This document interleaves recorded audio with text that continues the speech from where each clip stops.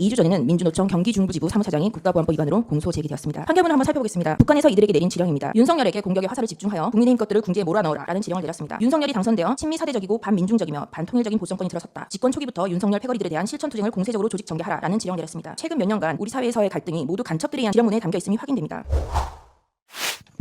판결문의 내용을 살펴보면 북한 문화교육국은 이들에게 전국의 지사를 만들게 하고 북한의 지령을 받아 전민 항쟁을 통한 남조선 혁명의 완수, 북한 주체 사상에 따른 김정은의 유일적 영도체계 수립을 목적으로 대한민국 전복을 위한 실행 방안을 모의하고 국가 기밀의 수집 및 지령을 수수하고 민주노총 장악을 통한 노동계 영향력을 확대를 기도하고 물리적, 폭력적 수단을 동원한 반보수, 반미 조정 및 친북 여론전을 전개해 왔습니다.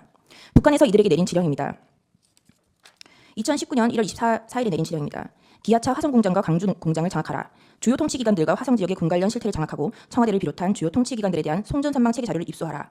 화성 평택 지역의 해군 제2함대 사령부, 평택 화력, LNG 저장 탱크 시설, 평택 부두 배치도와 같은 자료를 수집하라. 청와대와 검찰, 통일부 등 기관에 자유로이 드나들 수 있도록 인맥관계를 두터이 하라라는 지령을 내렸습니다.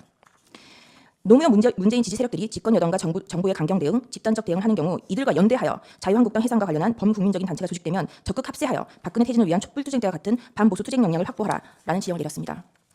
여성 노조 단체들을 내세워 자한당은 여성들을 아이를 낳는 도구로 여기는 여성 천시당, 태생적인 색방당, 천하의 저질당이라는 것을 깊이 인식시켜 보수패당에 대한 혐오감을 증대시키라라는 지령을 내렸습니다. 공수처 설치와 선거법 개정을 반대하는 보수패당에 대한 대중의 분노를 폭발시키라. 검찰 개혁안의 국회 통과가 실현될 때까지 자한당을 집중 공격하라라는 지령을 내리기도 하였습니다. 4월 15일 실시된 21대 국회의원 300명의 인적 사항을 5월 3일 모두 제공하였습니다. 고위공직자 범죄수사처 설치와 부정선거 의혹까지 들고 나오는 미통당 것들의 적폐무리, 선거부정집단, 반통일 세력으로 배격하도록 항의투쟁하라라는 지령을 내렸습니다. 일본 후쿠시마 원전 오염수 방류 관련 반일 민심을 부추겨 일본과 갈등을 되돌릴 수 없는 지경에 몰아넣도록 하고 선전 홍보 수단들을 이용하여 한반도와 주변 나라들에 대한 핵테러 행위로 단죄하는 기사들을 집중 게재하게 하라라는 지령을 내렸습니다. 차기한 변호사님께서 말씀하신 것처럼 이러한 지령과 갈등으로 인하여 후쿠시마 괴담으로 인한 사회적 비용이 1조 6천억 원이 투입되었다는 기사입니다. 도쿄올림픽 경기대회 참가 거부, 일본 수산물 전면 수입 금지, 일본 상품 불매 운동 등과 같은 대일 강경 입장을 취하게 하라라는 지령을 내렸습니다. 385조입니다. 국가보안법 폐지를 요구하는 청원운동 10만 명이 달성되었습니다. 이에 대한 동의는 간첩 지령에 의한 성과라고 칭송하고 있습니다. 언론 노조를 중심으로 민주 언론 시민연합과 같은 언론 시민 단체들과 연대해 조선일보 폐간운동본부로 활동을 진행하도록 하라라는 지령을 내리기도 하였습니다. 윤석열에게 공격의 화살을 집중하여 국민의힘 것들을 궁지에 몰아넣으라라는 지령을 내렸습니다.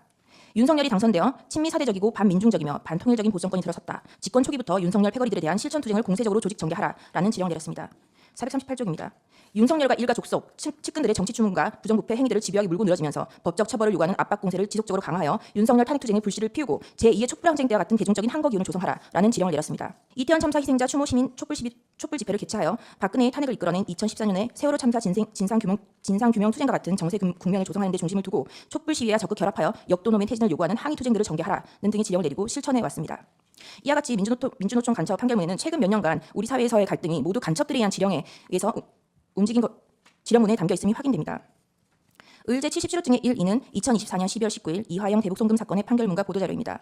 반국가 단체인 북한에 수백만 달러에 달하는 대규모의 자금이 흘러들어갔고 조선노동당에 지급되었다는 취지의 증거입니다. 의제 219조입니다. 대북송금 유죄 확정에 대한 이재명 사법 리스크에 대한 기사입니다.